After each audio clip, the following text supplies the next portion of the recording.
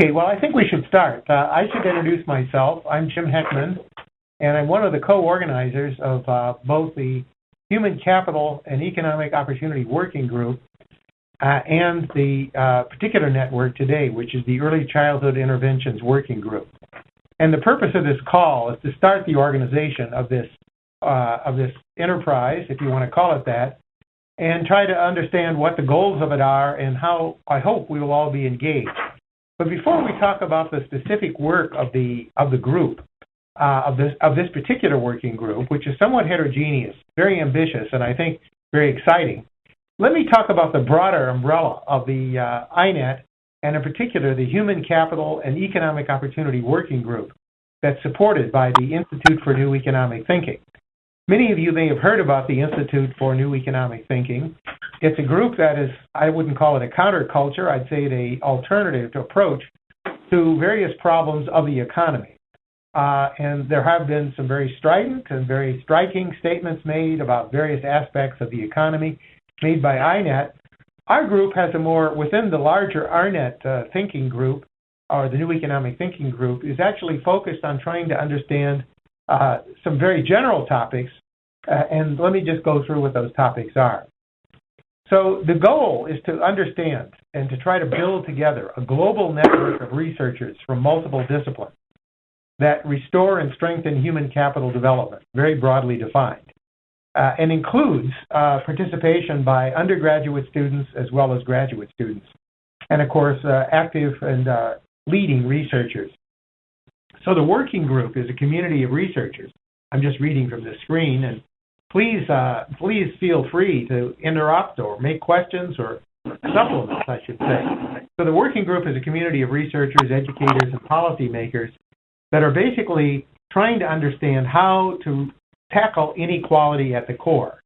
And so what we're trying to do, and what we have, and I'll go through a series of networks that are doing this, is to try to build together some interrelated issues and themes of groups of workers looking at interrelated issues in finance, macroeconomics, inequality, and trying to promote collaboration across these groups.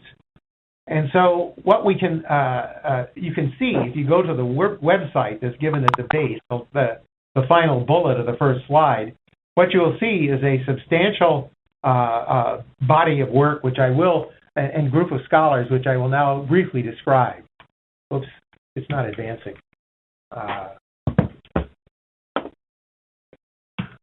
Okay. So the working group is going to focus on human capital development, in particular health, behavior, education and training, finance and policy, and the implications for economic development and growth. Inequality is a huge theme, but also the linked issues of fiscal sustainability and the failure of markets to accurately price the economic value of human capital. So it's a very ambitious agenda. Now, who's funding the Human Capital and Economic Opportunity Network? Well, the working group is housed under the auspices of the University of Chicago Becker-Friedman Institute for Research in Economics. I don't know if many of you are familiar with this, but this is a group that actually was formed initially as the Milton Friedman Institute, whose research director is Lars Hansen, a very distinguished macroeconomist, time series econometrician, and leading thinker, who creates an initiative across a wide variety of fields. So we're housed under the umbrella of this institute. The initial funding for our working group is from the Institute for New Economic Thinking, INET. And the additional funding is being sought and has been raised already from foundations, private individuals, and government agencies. So the goal is to try to put together academic, institutional, government, and private researchers to discuss all aspects of human development. And the goal here and the thinking here is that we have a lot of issues out on the table. A lot of fields are operating in relative isolation of each other. And so the goal is to try to understand at a very high level what workers and researchers are in different fields, what they're doing, how they're integrating, and what sort of opportunities are available for integrating across these fields. We're going to set up a working paper series. There's opportunities for research funding, for visitors, and of course for research seminars and conferences. And I'll briefly describe some of the conferences that have already been held and plan to be held. So there will be a series of workshops at the University of Chicago open to all working group members, and working group membership is quite permeable. This is not intended to be an isolated group of elites, although clearly in any particular function, in any particular activity, there will be a target on trying to bring the best people together and making these kinds of opportunities available to other people, but they have a high level of interaction.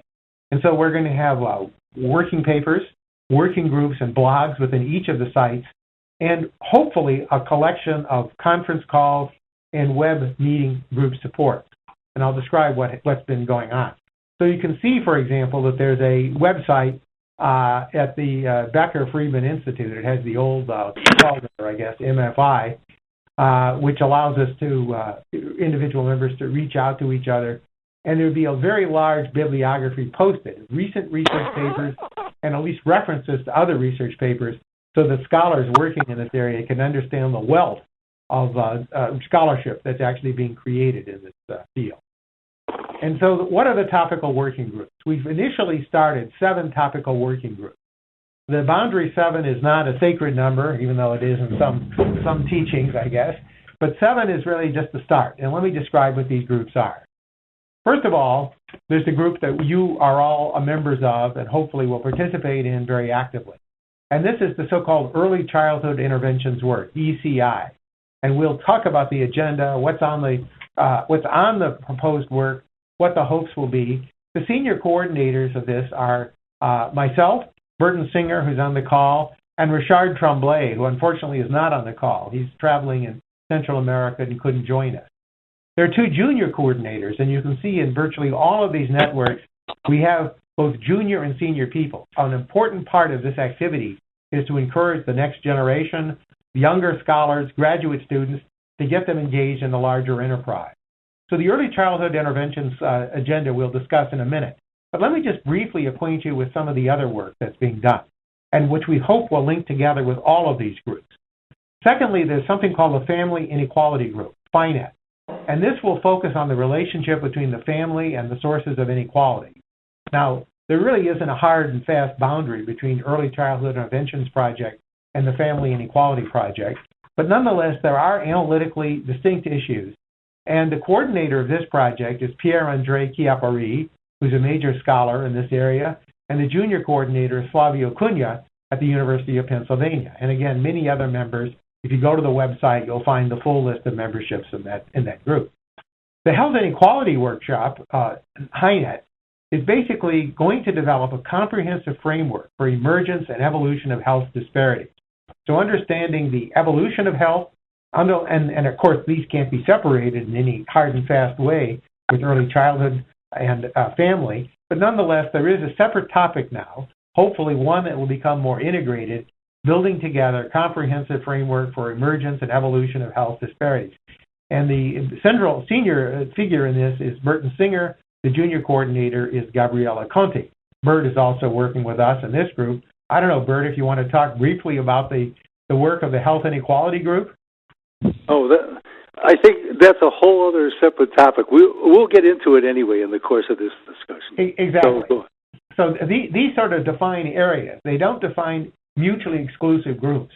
In fact, the vision is this, is to have groups together of not just economists, not just psychologists, not just early childhood evaluators, but people working together across a broad array of skills, all on the common theme of human development, to look at each other's work, to participate actively, and then to synthesize this work and use the findings in their own research. Another group is the Identity and Psychology Group, which is seeking to understand the role of personality and preferences in shaping inequality. So there's been a separate field of preferences in economics, more recently work in behavioral economics and in psychology, personality psychology, and cognitive psychology, looking at preferences, differences in preferences, and the origins of these preferences. The coordinators of that group consist of Angela Duckworth and Brent Roberts, who are 2 leading personality psychologists, and Armin Falk, who's a central figure in behavioral economics and increasingly in child development in Germany. Then there's another group which is playing a very important role, I think, and we're having a conference meeting on January 5th here in Chicago, just prior to the American Economic Association meeting. This may be one of the central groups in the whole set of activities.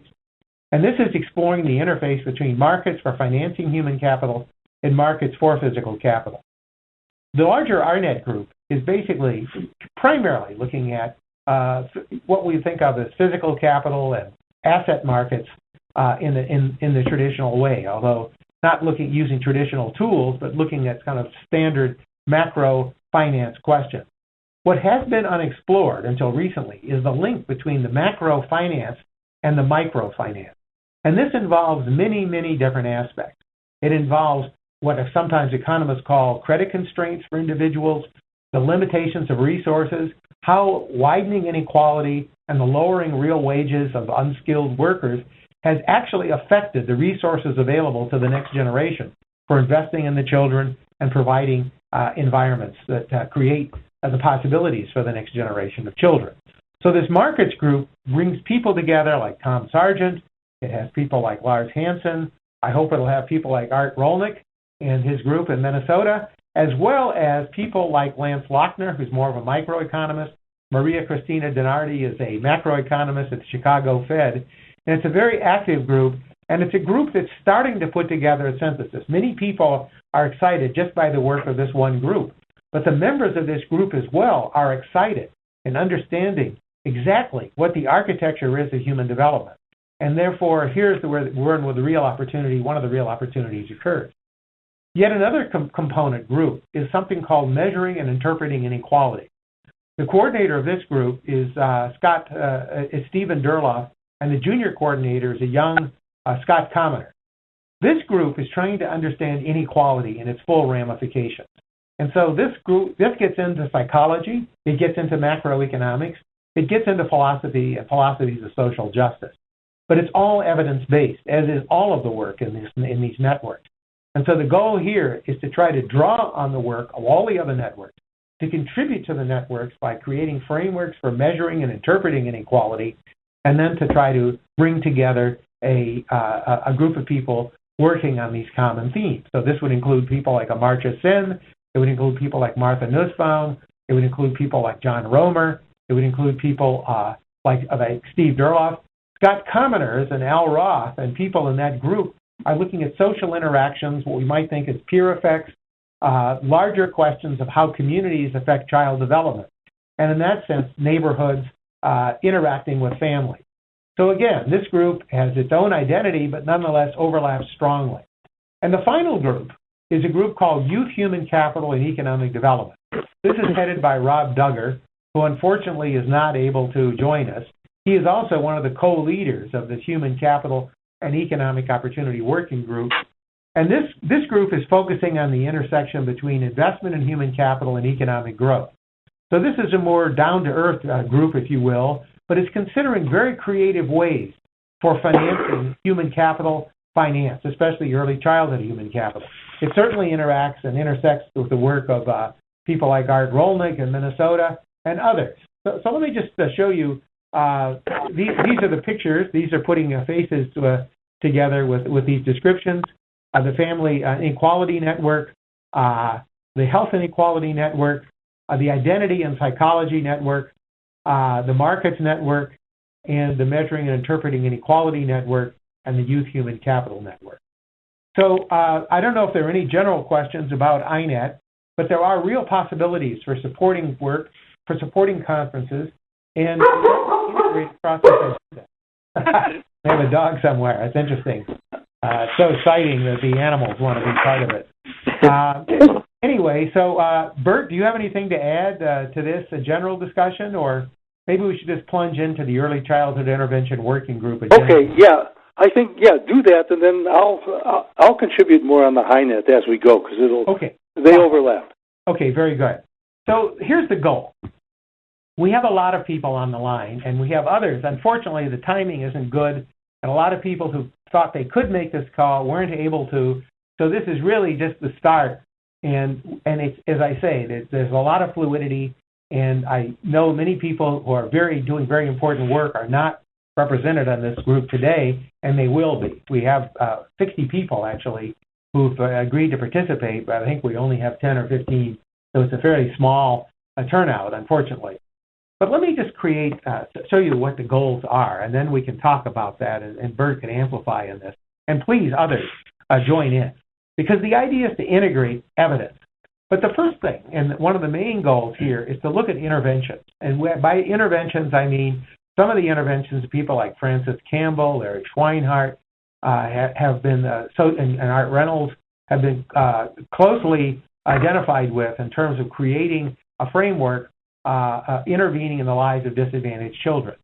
And so one of the goals of this is to go beyond the kind of standard meta-analyses which have dominated thinking in the literature. Instead of looking just at the interventions, we want to look at interventions, not just putting together a bunch of effects, but trying to understand interventions by type, by region. And by region, I mean different regions in the world. So we have some of the members not on the phone doing interventions in Colombia, in Brazil, in Jamaica, and of course in Europe. Many different people working in Europe, and increasingly interest in Asia as well, in China, Korea, and Japan. So the goal is to try to assemble the evidence.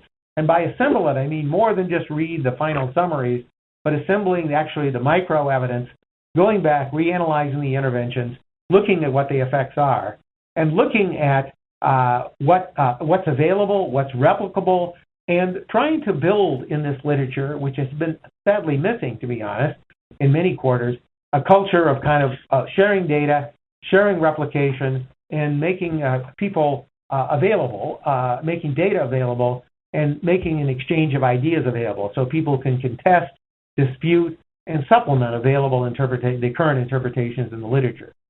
And the goal here is to look at the various interventions, what the type of intervention is, exactly who's targeted, what the measures are that are used for summarizing the interventions, how comparable they are across interventions, what are the populations served. So in trying to make comparability and trying to understand what these interventions do, we really have to get in much finer detail about what the nature is of what's being done and to understand these interventions. Now, how do we strengthen evaluations? One important thing is, of course, randomized controlled trials. I know that Bert, in a minute, will talk about how randomized controlled trials are the gold standard for current thinking in early childhood intervention. Hardly. Sorry, I couldn't help but taunt him that way. But randomized controlled trials are important. But typically speaking, most of the randomized controlled trials that have been put in place have small sample issues. A kind of inference has to be developed that accounts for this. There are threats to validity in virtually any randomized trial. We've chronicled across a series of things. Virtually all trials have been threatened in various ways, compromised in various ways. That's not to say there isn't a lot of value in these trials. There is, and our ongoing work and the work of many people in this consortium actually are really showing how we can make great use of this. But we have to also recognize how certain aspects of inference are impaired. And then, of course, the issue of multiple hypotheses. In the Perry study alone, there are more than 800 outcomes that are being compared. And the question is, how do we systematically look at these? Secondly, we want to link the evidence from these experimental and non-experimental evaluations. So, for example, the Chicago parent-child study is not an experimental inference. And the question is, well, again, how do we gain valid inference there? But another whole approach is to think about linking the intervention studies to longitudinal studies of the family, to longitudinal studies of animals, longitudinal studies that are both randomized trials and ordinary experimental studies. It's unfortunate that Richard Tremblay isn't on the line because he's helped evaluate and he's helped make this linkage. And in particular, even in longitudinal studies, conducting randomized controlled trials. So I think a major goal here is to go beyond the kind of standard treatment effects that are out there in the literature. Going beyond benefit-cost calculations, although supplementing those, they're a very important part of the whole evidence base, but to understand the mechanisms that generate the evidence. And so I would guess that many of us, I think, are agreed about the value of understanding the mechanisms, trying to understand the family mechanisms, the societal mechanisms, the neighborhood mechanisms that help produce the treatment effect, and how that will help us generalize the available evidence base to many other settings, to different populations, and to suggest what should be done next. And then, and this is where many of you will play a very important role, is linking the evidence on human development, linking the evidence on human development to models in biology, economic and social models of human development, and again, to the rich body of evidence on animal studies, which have explained a lot, but which I think have the potential for misuse unless they're really put into a clear understanding of sort of what can be used, what can't be used. So I think I'll stop with this as a general agenda and ask Bert to take over for a bit and to suggest how he sees this going, and then we should open the discussion up for full participation. And Bert? Okay. First, just to begin with a point that Jim left off with about mechanism and the intervention studies. There's a lot of syntheses out there, or let me call them attempted syntheses, of interventions where it comes basically to a catalog of what seems to work and what does not.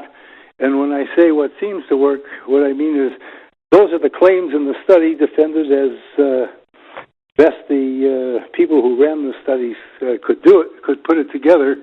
But I think the major missing element is a heavy emphasis on the question of not only what works, but why did it work? And not only what didn't work, but why didn't it work?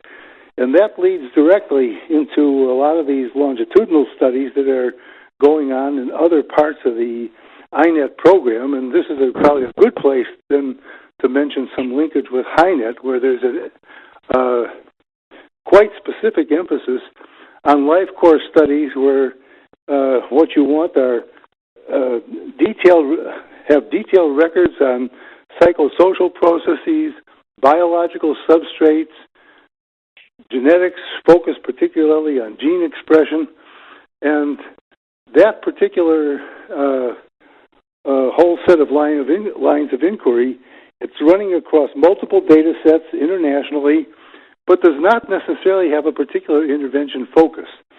There are interventions that go on which you would call natural experiments that you can see in a lot of the studies that are being looked at through HiNet, but this is a good place where there can be, I think, a lot of crosstalk between what goes on in an intervention-specific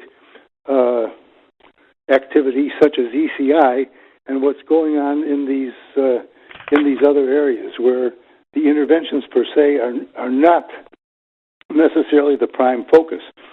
So what would be of great value is to have as much input as possible from all of the people in the ECI network really focused on mechanism, even in terms of the large numbers of interventions that are out there, and in the course of doing some inventory of them, to ask to what extent can you really pin down the reasons things work, things don't work, because that will really be, to my mind, a substantial step forward beyond a lot of the extant literature.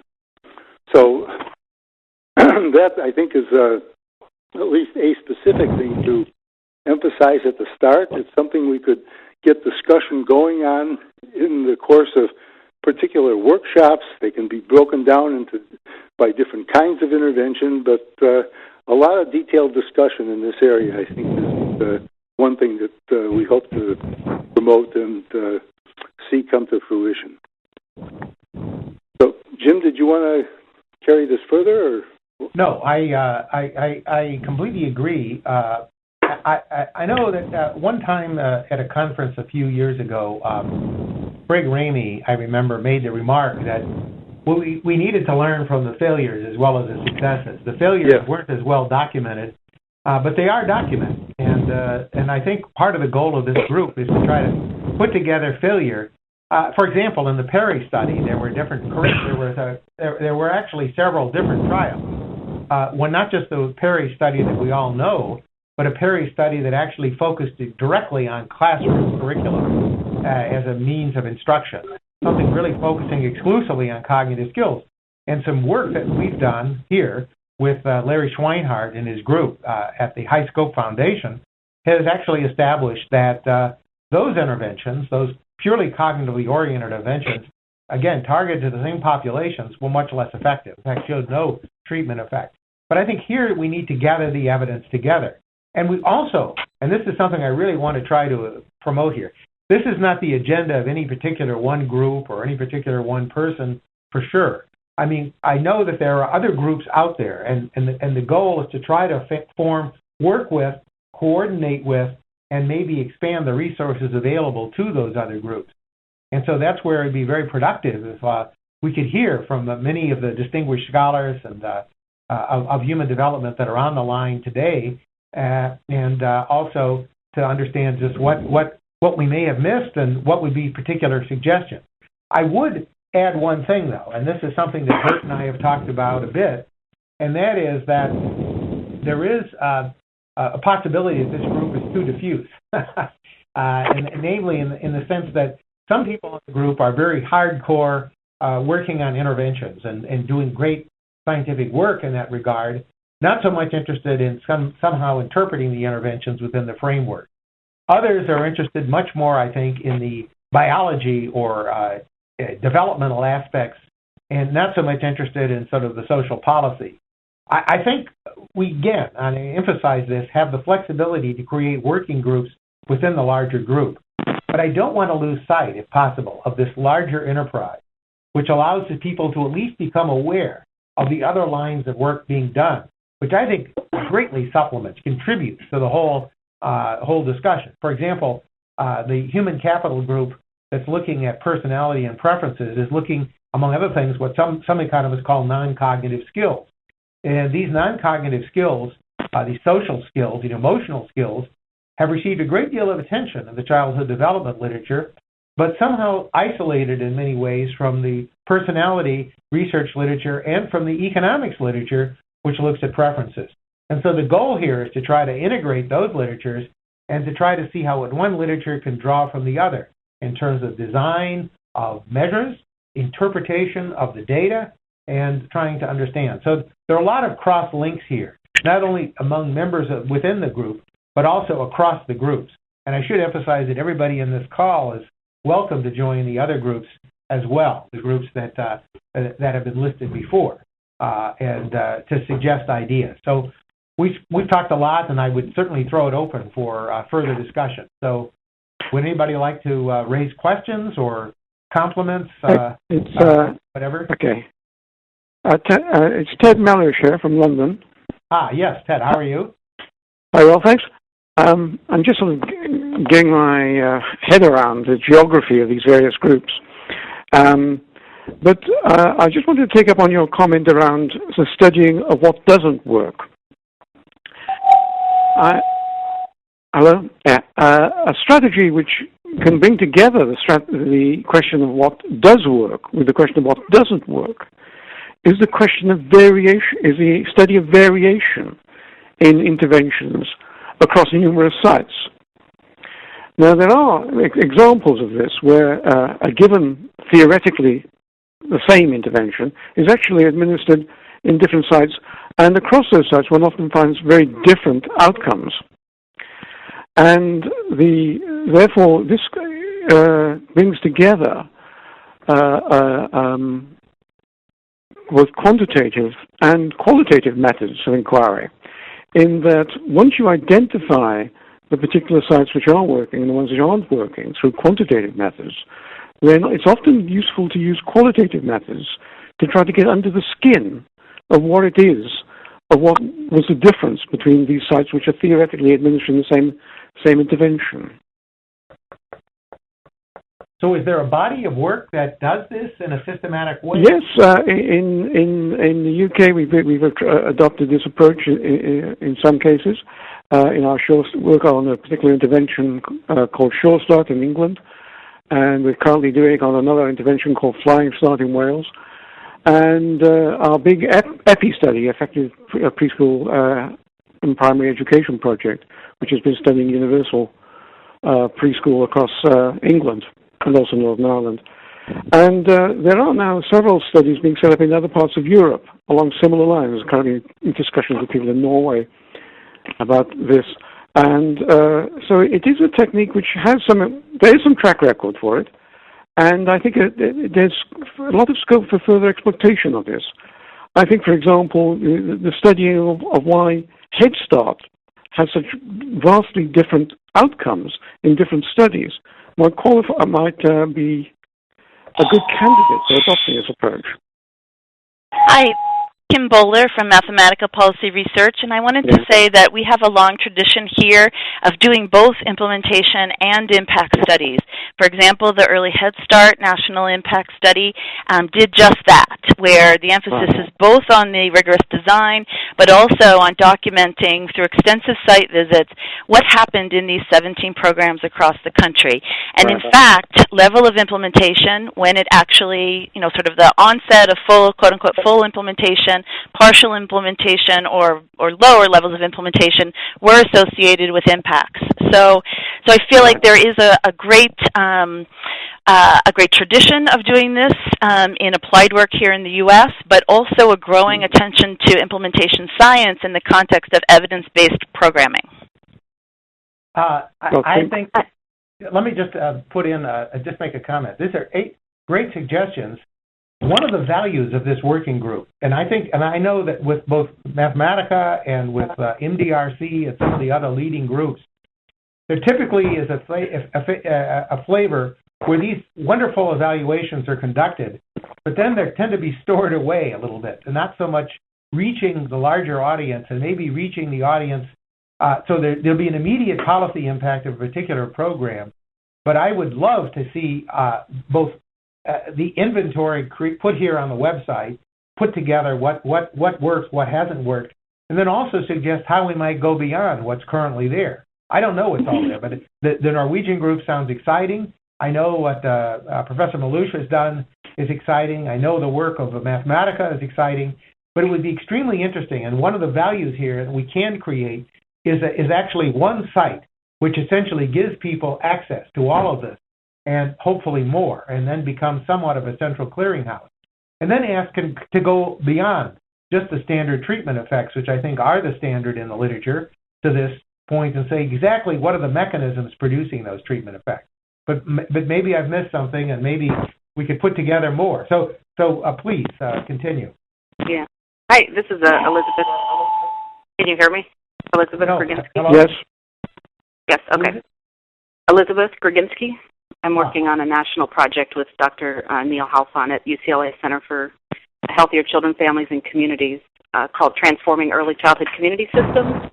And we're using the Early Development Instrument as our base measurement and mapping in about 20 communities now across the country, going to 30 next year. It was developed in Canada, and it's a population-based measure of school readiness. And communities are really using it as kind of a foundational piece of data that they then overlay with other things, as you've described, other interventions, access to services, things that have been available to really try to determine, what are the factors. And you're able to look at a neighborhood level at children's developmental readiness in each aspect of development. So it's a scientifically sound tool that's administered throughout the provinces in Canada. Australia adopted it and is doing it countrywide. And it's really giving you some of the data that we need in order to determine at a population level how we're shifting outcomes for young children. So I think that's another opportunity for us in this group to think about how to spread that. Exactly, and again, to inventory that and to actually make it available. We started, Bert started us along a certain theme here, but it already suggests the possibility of a conference or some sub-conference where we could really try to exchange ideas. But are there other questions? Other kinds of comments? If people can press *6 so that we don't hear you, that would be great. I mean, unless you're talking, then you press #6.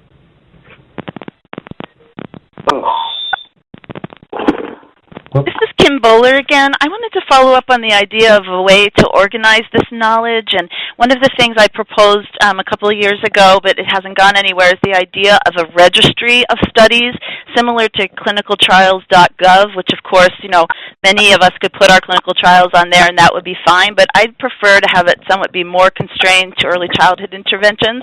I can share the proposal for that, but again, it's a small amount of information that gives you maybe 20 data elements that gives you key information you need to know about who's doing the study, where it's happening, what its design is, and when a report might come out. I think, again, for a community of learners that really is global, such a tool or setup would be needed. Yes, no, that would be perfect. We would put that out immediately. Can you send that around so that we can get it and make it available to everybody? That's exactly the kind of intellectual brokerage function that this group is designed to do. I would just push beyond that, though. I would ideally like to get the individual data sets for these studies and to have some notion of replication and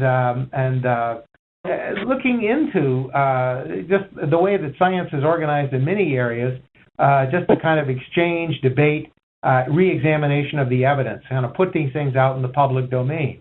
I have the sense, and correct me if I'm wrong, that in this very important area, cooperation and kind of publicity of these studies has been somewhat difficult in the sense that people have, maybe there's a different tradition in psychology than there is in economics and other parts of science, but there really needs to be out there, I think, really kind of almost full replication, putting all the data available. It's exactly like the policy of Science Magazine that any paper published there, the data has to be made available. I think that would essentially help us and help this whole community really understand what works, what doesn't work, and go beyond kind of the immediate concerns that people have for publication to the larger question of how it is that we can actually devise effective human capital strategies. So this is Scott Gorginski calling from Congressman Jared Polis' office in Washington, D.C. Yes. And you were just asking a bit ago about how to apply this research to a larger audience, including a policy audience. And some of you might know that my boss, Congressman Polis, is highly interested in the human capital side of investing in early childhood and capturing those savings to have a larger investment in early childhood programs. So I think three things. I encourage you and the group and the other groups to consider three things about the research. First of all, how should it be summarized in a way that is understandable by policymakers at all levels, federal, state, and local? Second of all, how do you communicate those findings to policymakers? You brought up the idea of a conference, maybe some kind of briefing, some kind of outreach to congressional staff or legislative staff. And third, in what context should those findings be presented as far as relevancy to maybe legislation or other kinds of policy movements in different venues? So I'm going to have to sign off here in a few minutes, but I thought it'd be important for the group to be thinking in these terms to make sure that all this great information is made real and active. But I would just add to that, and Bert could, or anyone else can certainly supplement what I'm about to say, and that is that I think the basic story in science, if I were to become a philosopher of science here for 30 seconds, is really trying to integrate knowledge and to really understand kind of understanding mechanisms, so basically saying that a certain program works and has a certain effect is extremely interesting.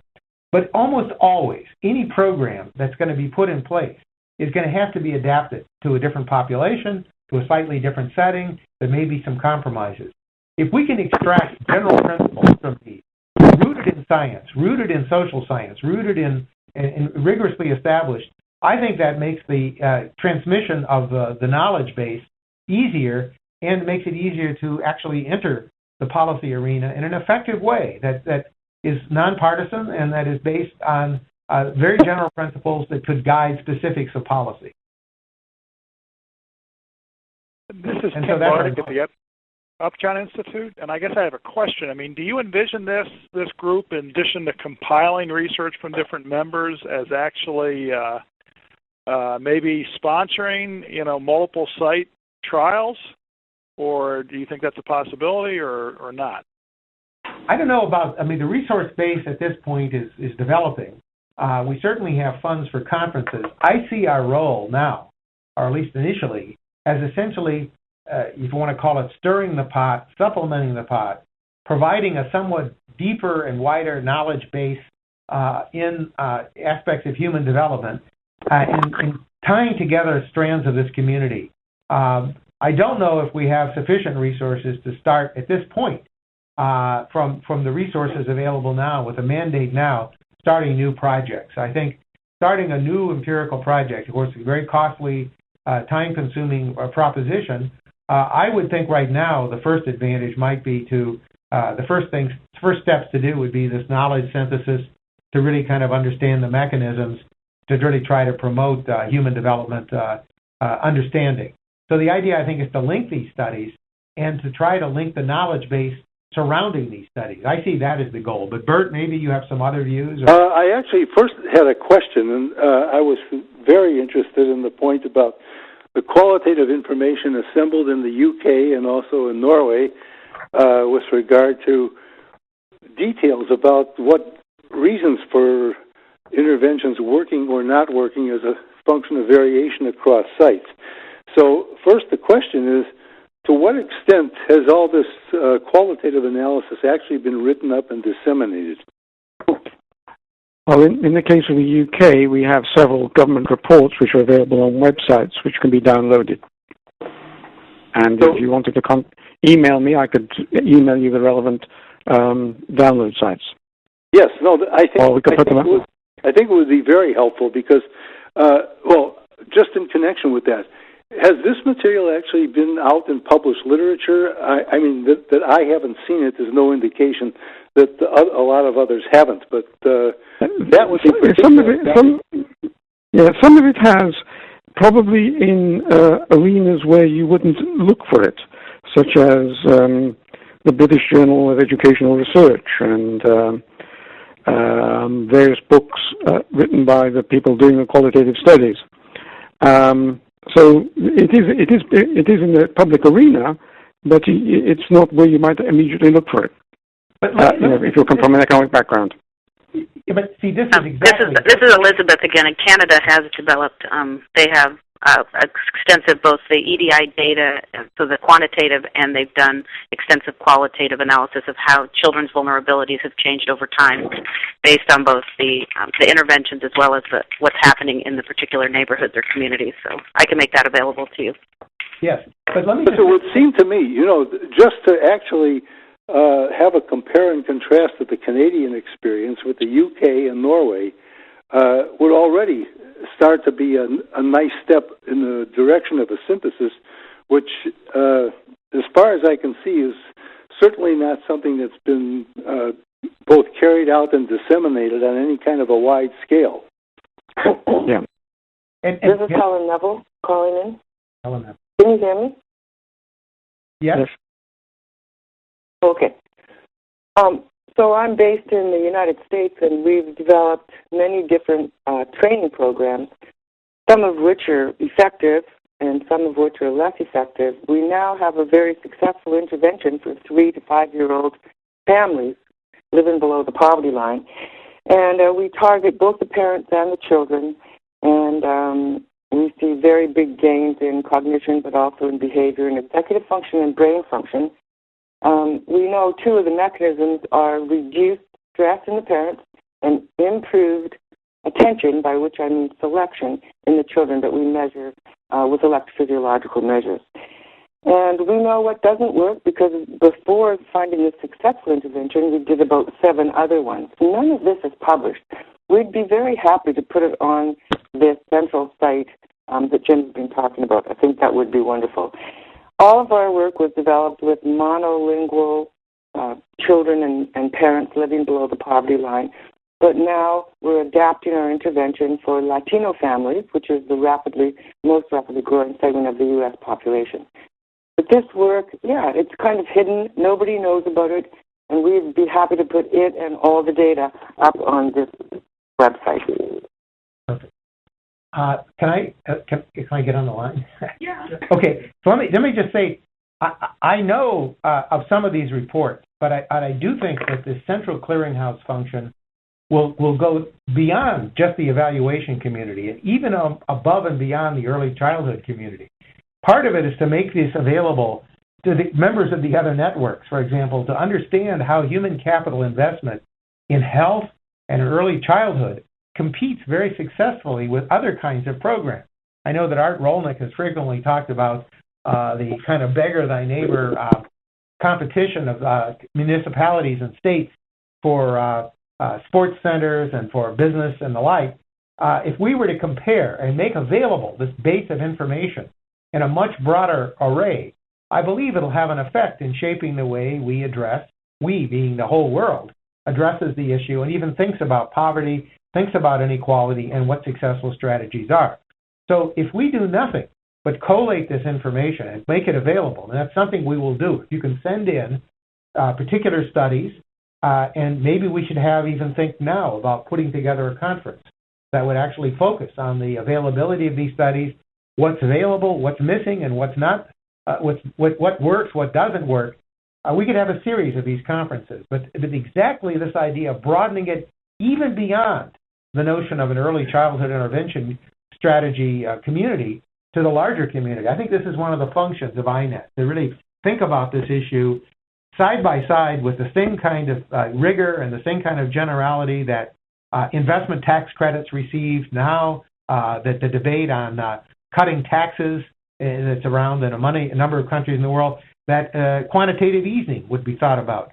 So we really want to create that evidence base and make it available for everybody.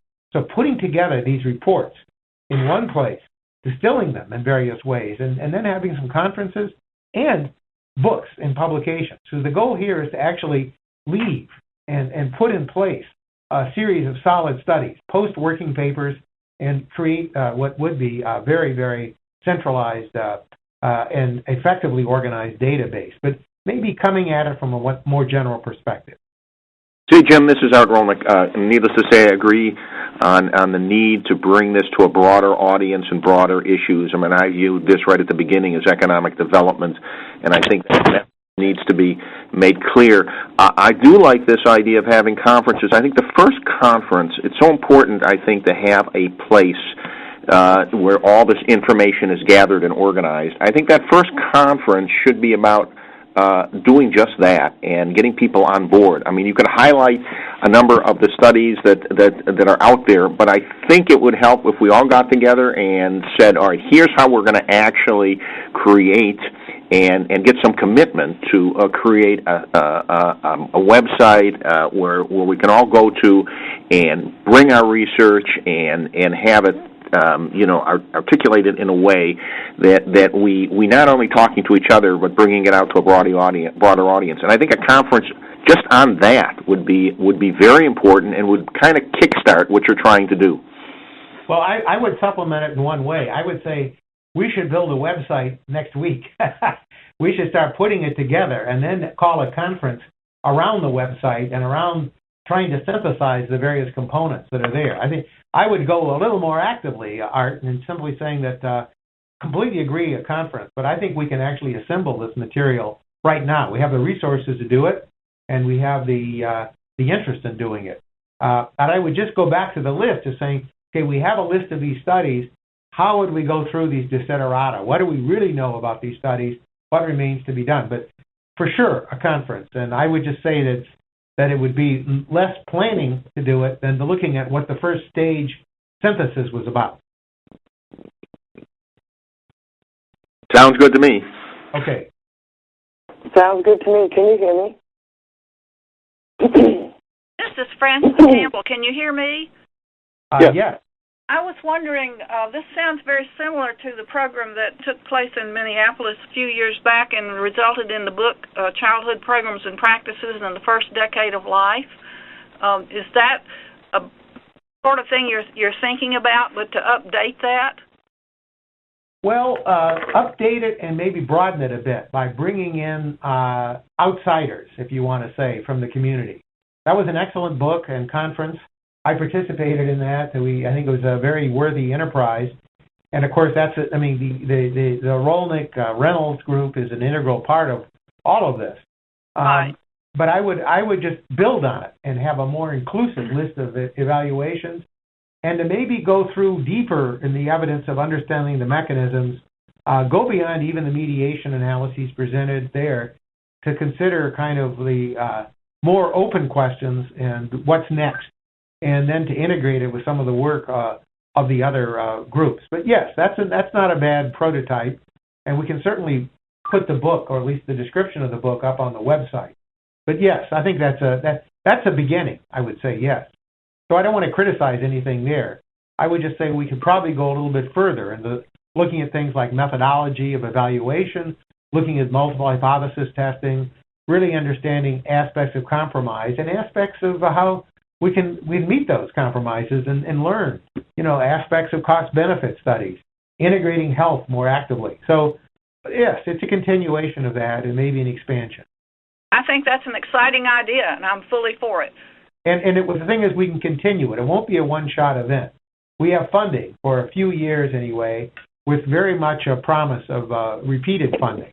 One of the whole group of INET, I don't know what Art thinks about the INET group. It has some heterogeneous views. It favors looking at challenges to what they call economic orthodoxy, but it also has a group of people who are deeply investors and individuals who are generally more associated with international finance, people like George Soros and Koletsky and so forth and so on, who are actually, and Rob Duggar for that matter, who are actually realizing that human capital as a resource for an economy, even though the book Human Capital by Becker was published about 50 years ago now, is really still badly under-researched and badly integrated into the understanding of macro policy. And so until we get a scientific basis on the table, until we kind of say, okay, this intervention works, how does it relate? How do we even think about how supplementing the family might be also a way that markets could do, supplements to markets might do, credit policies might do? One very exciting aspect, which I briefly alluded to, is the work of engaging the private sector to finance these public sector programs. And looking, public sector finances are really strapped in most countries around the world, in most localities. But to try to build the economic case, to build a solid enough evaluation database that you could actually imagine creating financial instruments against future returns and thinking in very creative ways of expanding it. So I think that's the idea, is to really broaden it. So it's not to take anything away from anybody's done. It's really basically to imagine putting this whole subject into a framework that is much broader than I think it currently is right now. Let me add just one thing. This is on the methodological end. I think this is a good opportunity to really develop extensively the effective integration of quantitative and qualitative evidence. Since there seems to be a fair bit of the qualitative out there, maybe not so widely distributed, and I don't know how tightly integrated with the quantitative components of the studies, but that's something where I think there's a need that goes well beyond anything we're talking about and just spills over heavily to the entire INET enterprise. No, exactly. I think the idea of being a correct methodology, I think, is a mistake. I think it's always been a mistake. And so I think that we would be open. And so obviously the better the design, the merrier. But there's information even in a very bad design and in the failures, even the failures of a design. And so, yes, putting it out there and maybe thinking about how we would organize the available evidence that's there. I mean, we know that there are literally hundreds of these studies. I mean, the old Cornell synthesis of studies done 30 years ago showed a lot of work on early childhood development, but again, trying to synthesize exactly what went wrong, what the measures should be, what alternative lessons could be obtained from these different. It's a daunting subject, but I think it's something that we want to attack. I think it would be highly useful to attack.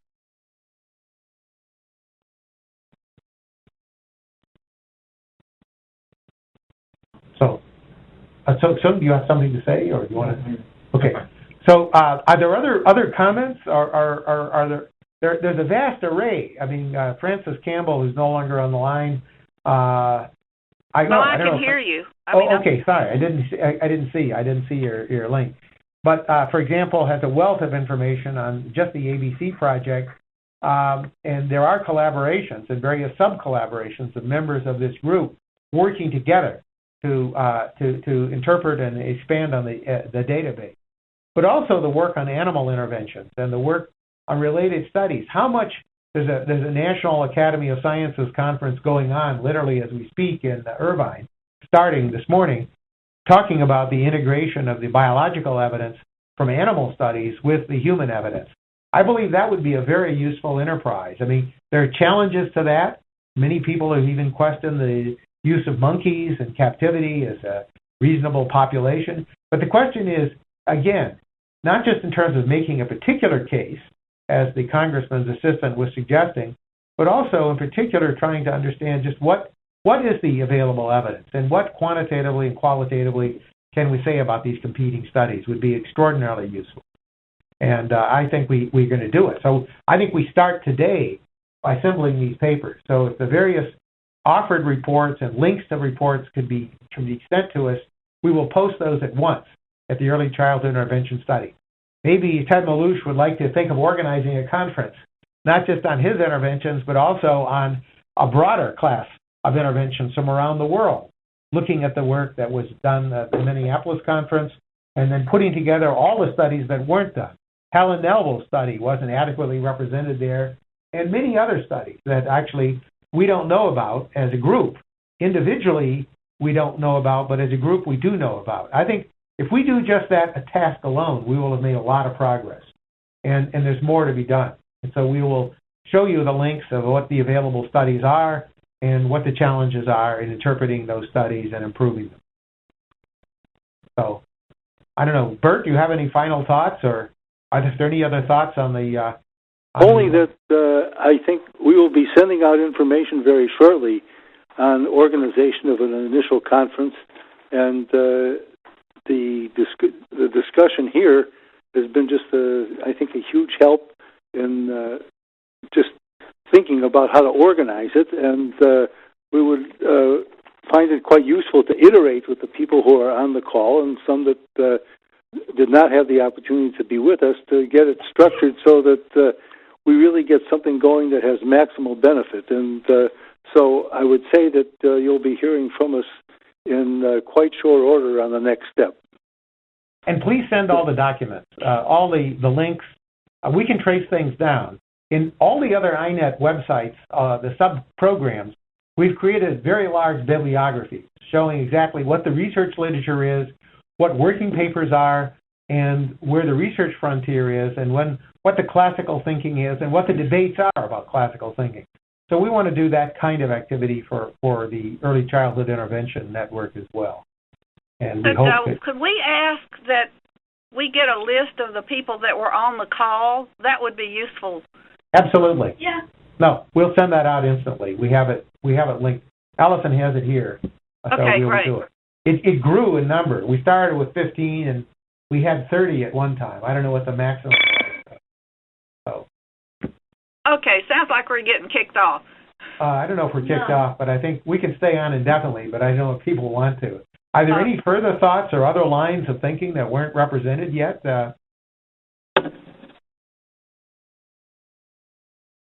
I don't know if you can hear me. Yes, go ahead. Yeah. Oh, well, I would just like to say that our intervention, which targets parents and children, results in massive changes in the children, but also the parents. So, Jim, when you said think about going beyond just early childhood, well, these young adults living below the poverty line, we see improvements in their executive function as well. So I think this is going to leverage the cost-benefit analysis of our intervention, which is already about 10 to 1. And so to just keep our eyes on the parents as well as the siblings who are the beneficiary of the parents' change in parenting. I'm sorry, can you tell us who's speaking? This is Helen Neville. Oh, okay, thank you. Yes. No, exactly. And I think this has been pointed out in various interventions. But again, it's useful to centralize this knowledge and to put it out on the table so that people doing these know. So I know that one of the studies, many of the studies have talked about the effects on the parents. How systematically that work has been done remains and to be done. And I think here is a great example of where we can talk about both parents and children, of course, and the communities in which these children go into. That kind of impact evaluation hasn't been done successfully. But there are plans underway to look at the impacts of these programs on communities. some of the Irish interventions, some of the Chicago interventions, and so forth. So. This is Kim Bowler again. I wanted to raise a couple of things for future discussion. One is the application of complex adaptive systems thinking to early childhood interventions, which is starting to happen here in the U.S., in particular related to prevention of child maltreatment. I also wanted to mention an ongoing interest and a focus on infants and toddlers, and as was just said, on their families, and how do we change the behavior overall of the adults who interact with babies.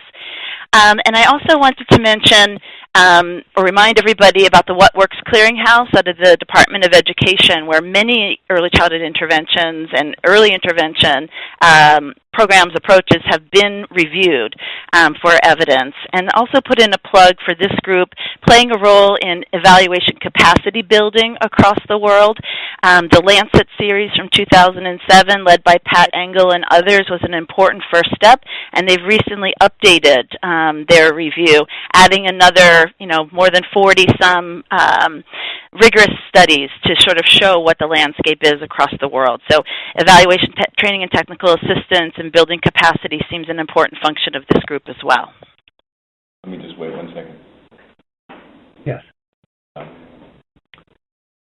The further point is I've recently been involved in work on early childhood interventions, and then invited to also participate in working groups on child poverty and working groups on health and well-being. And I find myself covering very much the same group, very much the same sort of ground in terms of research findings with all of these groups, but where these groups actually have a very different agenda in front of them, in the sense of they come from different disciplines, come from different, aiming towards changing policy in different government departments and so on. But there's a great deal of commonality across the usefulness of the findings to a wide range of government departments. The obvious ones are education, but their relevance, of course, to employment, departments of justice, departments of health, and so on. And I think the group should be sort of targeting its policy work across a wide range of government departments. But I think that's where we go back to this whole notion of a kind of a common analytical theme. Because we think about human development, and we think about producing the cognitive, the social, emotional, personality skills, and health. These are interlinked.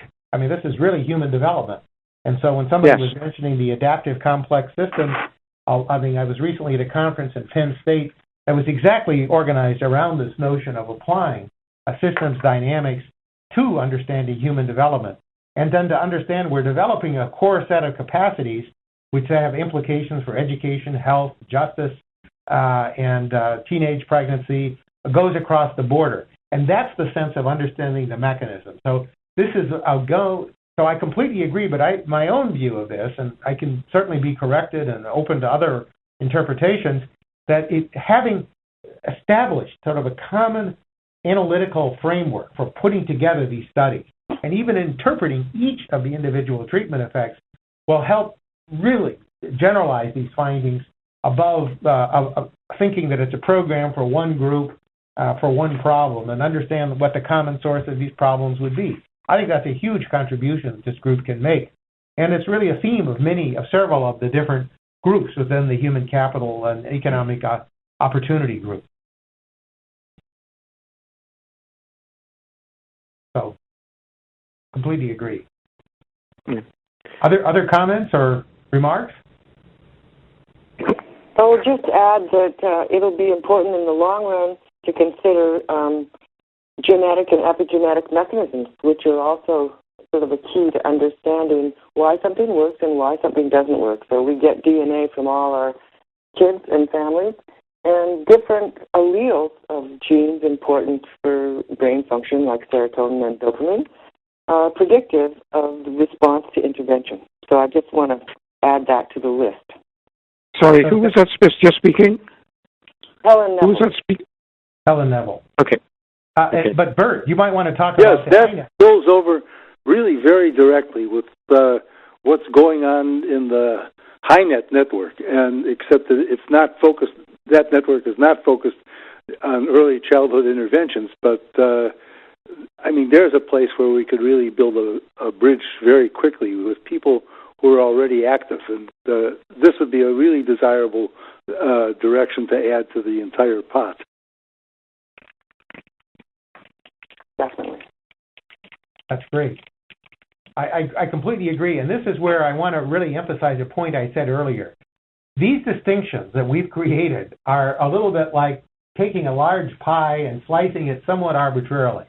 I mean, obviously, I think Helen's absolutely right, and it just goes back to this theme that will be repeated at least as long as I'm on the line, of trying to develop a common analytical framework that encompasses a lot of different fields and a lot of different aspects of human development, but puts it together in a somewhat common framework. So we can put the treatment effects as manifestations of these larger networks, how we can put the family on the same framework as the intervention studies, which are usually treated as somehow alien and different from the family, at least by some people.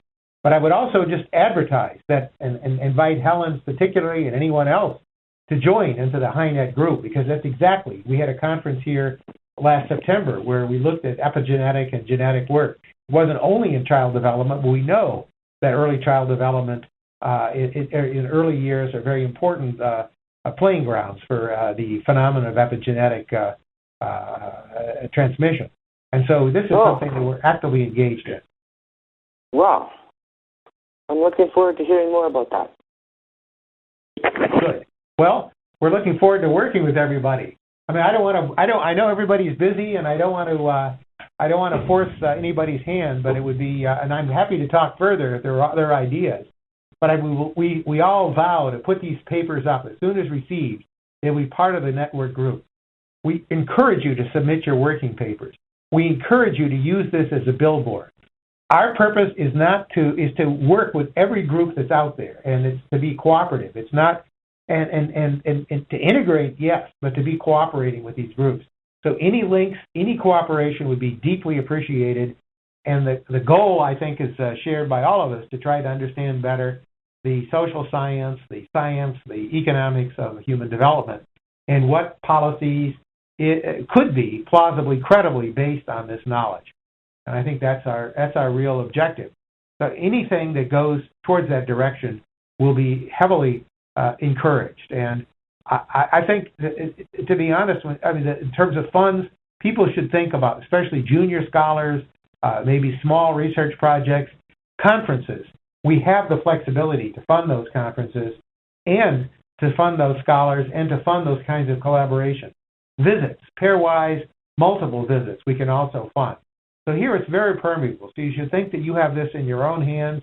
We can discuss these things, but it would be great if we can try to build a network of collaboration around the world. Okay? Sounds good. Okay, thank you very much, and we'll be in touch then.